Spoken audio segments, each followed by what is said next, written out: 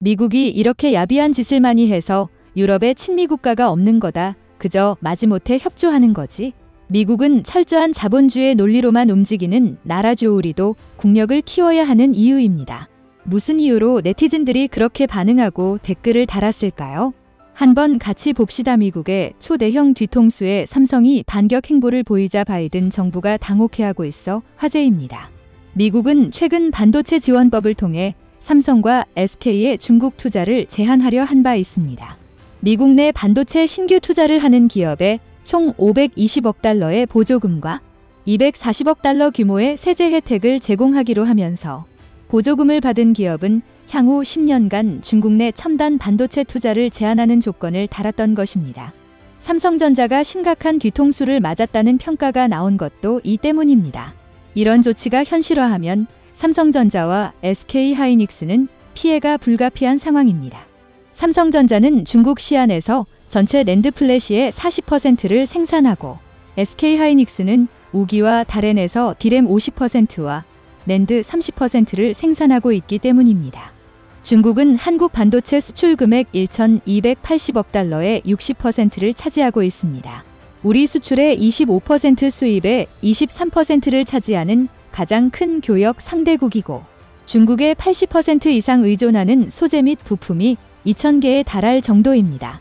당장 한국 기업의 반도체 설비 업그레이드를 막아버리면 웨스턴 디지털과 마이크론 등 미국 메모리 업체들은 상대적으로 큰 수혜를 입게 됩니다. 최근 삼성전자 DS 부문 사장이 미국 주도의 칩4 동맹과 관련해 중국의 이해를 먼저 구해야 한다고 밝힌 것도 이런 이유 때문입니다. 이런 와중에 미국 기업 하나가 초대형 뒤통수에 가담해 비판받고 있습니다. 최근 애플이 메모리 반도체 신규 납품처로 중국 양쯔 메모리 YMTC를 선택해버린 것입니다.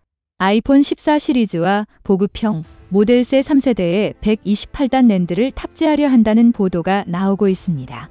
애플은 그동안 삼성전자와 SK하이닉스에서 낸드 플래시와 디램을 조달해왔지만 YMTC로 눈길을 돌리고 있어 한국 매출 의존도는 더 낮아지게 된 상황입니다. 애플의 이 같은 행보는 메모리뿐 아니라 패널에서도 엿보인 바 있습니다. 삼성 디스플레이 OLED 패널을 주로 사용하다가 최근 중국 BOE를 협력업체로 지정했던 것입니다. 업계 관계자는 현재 미국 정부가 자국 내 반도체 경쟁력 강화에 힘쓰고 있는데 미국 기업이 나서서 중국 제품을 채택하는 행보는 이해하기 어렵다는 반응을 보이기도 했습니다.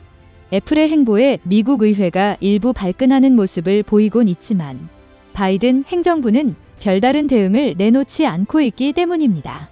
YMTC는 중국 정부 지원금이 최소 280억 위안 6조 원이 투입된 기업으로 현재 3%인 점유율을 이른 시일 내에 10%로 끌어올리겠다는 전략까지 세우고 있습니다. 결국 중국 내 투자 금지로 삼성과 SK의 성장을 막은 후 YMTC와 경쟁을 붙여 한국 반도체 산업을 끌어내리려는 것이 아닌지 의심을 사고 있는 상황입니다. YMTC는 연내 세계 최초로 232단 낸드 플래시 양산 계획을 밝히기도 했습니다. 지난달 삼성이 한 단계 더 높은 236단 생산 계획을 밝히며 급하게 불을 껐지만 애플의 행보는 오히려 기름을 붓고 있습니다.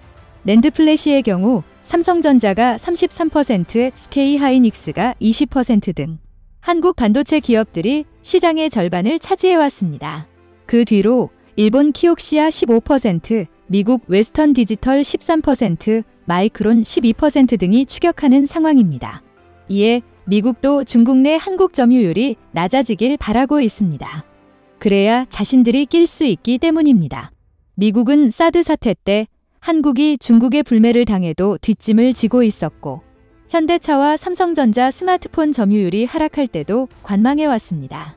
사드 사태가 있었던 2016년에는 팀 쿡 최고 경영자가 중국 관리들과 2,750억 달러 규모의 비밀 계약을 체결한 것이 드러나기도 했습니다. 한국 돈으로 따지면 5년간 324조 원을 투자하겠다는 엄청난 내용이었죠. 대신 애플은 결제 서비스인 애플페이 클라우드 서비스인 아이클라우드, 앱 장터인 앱스토어에 대한 제재를 면제받았고 기술 개발 투자를 약속하는 동시에 중국 부품을 더 많이 사용하겠다는 비밀 계약을 맺었던 것입니다. 즉, 애플은 중국 스마트폰 생태계에 적극적인 기여를 해오고 있었던 것입니다. 2013년만 해도 20%에 달했던 삼성전자의 중국 시장 점유율은 사드 사태 후 1% 밑으로 급락했으며 그 반사 혜택은 애플이 차지한 바 있습니다. 지난 2분기 중국 내 $600 이상 스마트폰 점유율에서 애플은 전 분기보다 12%나 오른 70%를 기록한 상태입니다. 화웨이가 주춤하는 4위 점유율 22%를 달성하며 1위로 올라선 바도 있습니다. 미국 정부는 애플이 중국 반도체를 쓰든 패널을 사용하든 전혀 관여하지 않는 이중적 행태를 보이고 있습니다. 세계에서 판매되는 아이폰의 약 90%는 중국에서 생산되고 있으며 아이폰 위탁 생산업체인 대만 폭스콘 공장도 대부분 중국에 있는데도 말입니다. 반면 한국은 미국이 주도하는 칩사 동맹을 외면하기 어려운 상황입니다. 반도체 장비만 해도 한국의 미국 의존도는 약 25% 정도입니다. 미국의 영향을 받는 일본 25%과 네덜란드 25%를 포함하면 사실상 미국 정부의 동의가 없다면 반도체 사업을 할 수 없기 때문입니다. 9월 11일 바이든 대통령 트위터에는 놀라운 내용이 하나 올라왔습니다. 인텔 반도체 신공장 기공식에 참석해 미국으로부터 세금 지원을 받는 기업들이 공급망을 훼손하는 중국에 투자하지 않도록 분명히 하겠다고 밝힌 것입니다. 이는 중국에 대한 투자 차단과 인텔 지원이 하나로 묶여 있다는 증거입니다. 인텔은 미국 오하이오주에 $200억 달러를 투입해 2개의 첨단 반도체 공장을 설립하고 있습니다. 미국 정부는 자체적으로 기술과 양산 능력을 확보할 때까지 삼성전자에 의존하고 부품 등 공급망이 자리를 잡으면 등을 돌릴 수 있다는 분석이 나오고 있습니다. 실제로 미국 정부는 인텔 우선 정책을 펴고 있습니다. 인텔은 올해 초 차세대나 EUV 장비 5대 도입 계약을 네덜란드와 먼저 맺기도 했습니다. 이는 2나노미터 이하 첨단 공정 구현의 핵심이 되는 장비입니다. 기존 제품보다 더 미세하게 회로를 새길 수 있어 가격도 2배가량 높은 5천억 원 정도입니다. 인텔은 나 EUV를 도입해 2024년 2나노 수준을 선보이고 2025년이면 18나노를 구현하겠다는 계획을 세우고 있는 상태입니다. 삼성전자는 올해 SML이 생산 예정인 EUV 55대 가운데 18대를 확보하며 인텔보다 네덜란드 SML 매출에 더 큰 영향을 준 바 있습니다. 그런데 인텔이 차세대 장비를 먼저 확보했다는 것은 미국의 입김이 작용했다는 분석입니다. 삼성은 인텔보다 늦은 6월에서야 도입 계약을 체결한 바 있습니다.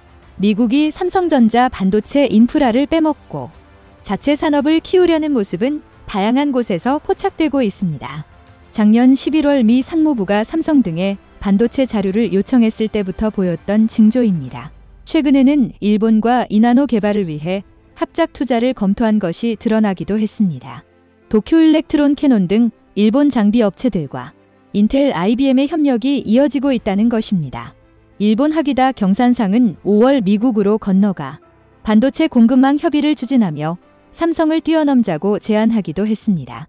IBM 측에 2나노 제품 공동개발 의사까지 타진했던 상황입니다.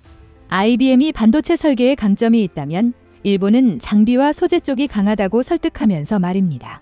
이들은 인텔을 중간에 끼워 넣어 생산을 맡기는 계획을 세운 것으로도 나타났습니다. 이를 위해 러몬트 상무장관과 접촉했던 상황입니다. 2019년 일본이 삼성 EUV 공정을 막기 위해 수출 규제를 했을 때도 미국이 아무 제스처를 취하지 않았던 이유가 여기에 있습니다. 최근에는 러몬트 상무장관이 한국에 투자하려는 대만 반도체 기업을 꼬드겨 텍사스주에 50억 달러 규모의 신공장을 유치했던 것이 드러나기도 했습니다. 미국은 중국 견제를 명분으로 자국 우선 정책을 펴고 있습니다. 인플레이션 감축법으로 한국산 전기차가 미국에서 경쟁력을 잃게 했고 삼성이나 SK에는 중국 투자 중단을 일으키면서 말입니다. 사드 사태 이후 중국에 대한 무역 수지는 지속해서 나빠지고 있습니다. 2018년 556억 달러였던 흑자는 올 2분기 적자로 돌아서기도 했습니다. 현대차 또한 사드 사태 이후 중국에서 경쟁력을 잃기는 마찬가지였습니다.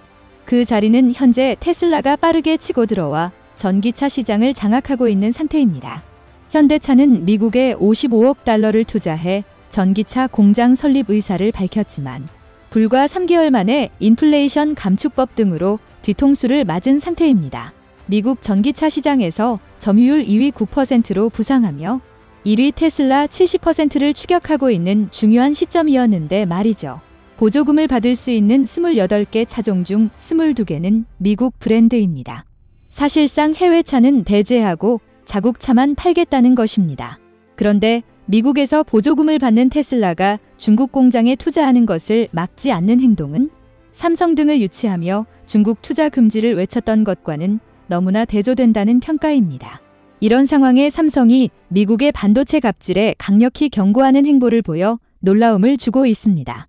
지난달 9일 바이든 대통령이 반도체 지원법에 서명하며 중국 투자를 금지하자 삼성은 약 일주일 후 브라질에서 반도체 공장 설립을 논의했고 MOU를 체결했던 것으로 나타났습니다.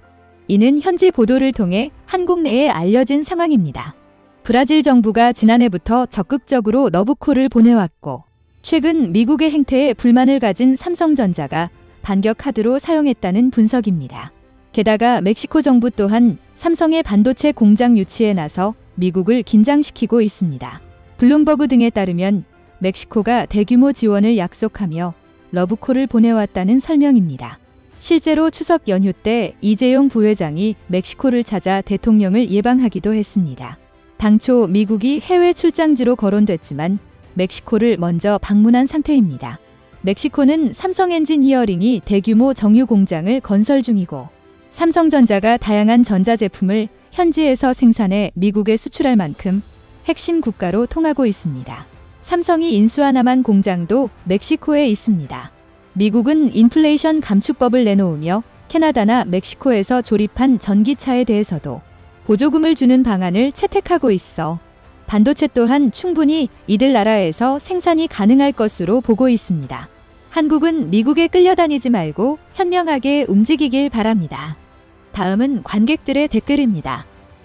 베트남의 리스크처럼 이젠 미국 리스크도 염두에 두라. 큰 포인트는 한국을 정조준하고 있다는 점이다. 애플은 중국과 같이 거래하고 중국과 거래를 막는 미국이 현 상황의 본 모습이다. 빨리 영국 설계 업체를 인수해 반도체 주권의 RM을 확보해야 한다. 미국은 사드나 반도체 배터리, 생명공학 등 우리나라 발목을 잡히지 않도록 하라. 미국은 반도체 생태계에서 좋은 환경은 아니다. 미국을 벗어나긴 힘들겠지만 유럽, 남미, 캐나다, 인도, 러시아 등 다양한 시장 개발이 중요하다. 대중국 투자는 장기적으로 도구로 작용할 것이다. 갤럭시 핸드폰만 봐도 확실한 예가 된다. 결국 핸드폰 조립 및 부품 생태계를 중국의 최상으로 만들어줬다. 중국은 언제든지 능력만 되면 한국의 뒤통수 칠 수 있다. 결국 중국과 미국에 투자할수록 뒤통수 맞을 시간이 가까워진다. 좋으셨다면 구독과 좋아요 부탁드립니다.